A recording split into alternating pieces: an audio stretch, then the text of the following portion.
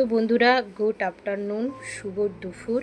আজকে যে স্যাটারডে, শনিবারের স্পেশাল লাঞ্চ, রেস্টুরেন্ট স্টাইলে পনির রেসিপি, তার সাথে থাকবে মিষ্টি। তো চলো কিভাবে বানাই, কিভাবে প্লেটিং করি, সবটাই তোমাদের সাথে শেয়ার করব। সঙ্গে থাকো। আশা করছি আজকের এই ছোট্ট মিনি ব্লগ নিশ্চয়ই তোমাদের ভালো লাগবে।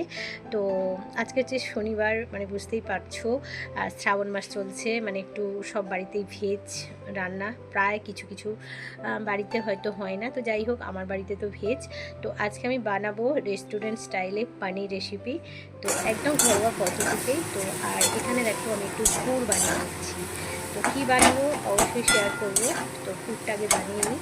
আর দুদিকে দুটো কড়া বসিয়ে চলছে কিন্তু আমার রান্না বান্না এই শ্রাবণে।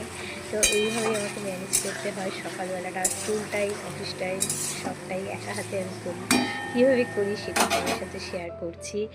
আর এই তো দেখো, পনিরটা একটু সেলো ফ্রাই করেছি, তার সাথে এই যে একটু কিউব করে আলু আমি ফ্রাই করে নিলাম। হ্যাঁ, আসল আমি হচ্ছে রেস্টুরেন্ট স্টাইলেই চেষ্টা করছি পনিরটা বানানোর। কিছু মশলা আমি এখানে একটু ফ্রাই করে নিয়েছি, আর সেটা কিন্তু আমি একটু সিদ্ধ করে পেস্ট করে নিয়েছি।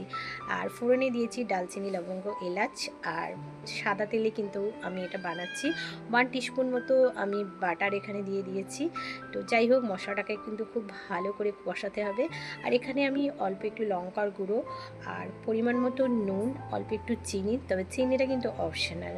তো এইভাবেই কিন্তু সকালবেলা এত তাড়াতাড়ি এইরকম রান্নাবান্না করাটাও কিন্তু মুখের কথা না, তাই না? খুব পাকা রাঁধুনি ছাড়া করা সম্ভব নয়। যদিও আমি পাকা রাঁধুনি নয়, তবে চেষ্টা করি। তো যাই হোক, মশলাটা কষার পর আমি কিন্তু আগে থেকে ফ্রাই করে রাখা পনিরটাও কিন্তু অ্যাড করে দিলাম। আলুটা আগেই দিয়েছি।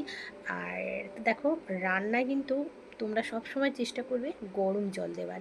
এতে কী হয়, রান্নার টেস্টটা এত সুন্দর আসে যেটা বলার না। অবশেষে পনিরটা আমি, মানে রেসিপিটা একদম রেডি। বাটার দিয়ে দিলাম 1 টিস্পুন মতো। দেখো, তোমাদের সাথে বলতেও কিন্তু আমার একটু প্রবলেম হয়ে যাচ্ছে, ভীষণ তাড়াহুড়ো। অবশেষে কাসুরি মেথি আমি 1 টিস্পুন মতো দিয়ে দিলাম। তো ফাইনাল লুকটা নিয়ে ফিরে আসছি। তো বন্ধুরা দেখো, এই হলো আমার রেস্টুরেন্ট স্টাইলে বাটার পনির। রুটি, পরোটা, রাইস, সব কিছুর সাথে কিন্তু এটা ভালো লাগে। তো যাই হোক, এখন বানাবো আমি ফাইনালি কচুরি। মানে পুরটা বানিয়ে আমি একদম ভরেই নিয়েছি, সেটা তোমাদের সাথে শেয়ার করা হলো না। লুচি করলে যেরকম একটা একটু শক্ত শক্ত হয়, কিন্তু এই কচুরিটা কিন্তু খুব নরম হবে। এই জন্যই এটা। এখানে দেখো বেশ কিছু মিষ্টি কিন্তু এসে গেছে সকাল সকাল। শনিবার, শ্রাবণ মাস, এই রকম রেসিপি কার না ভালো লাগে। তো পুরো প্লেটিং করে দিয়েছি। কেমন লাগলো অবশ্যই জানিও। তোমরা কী কী বানিয়েছো অবশ্যই শেয়ার করো। আবারও দেখা হচ্ছে নেক্সট ব্লগে। টাটা।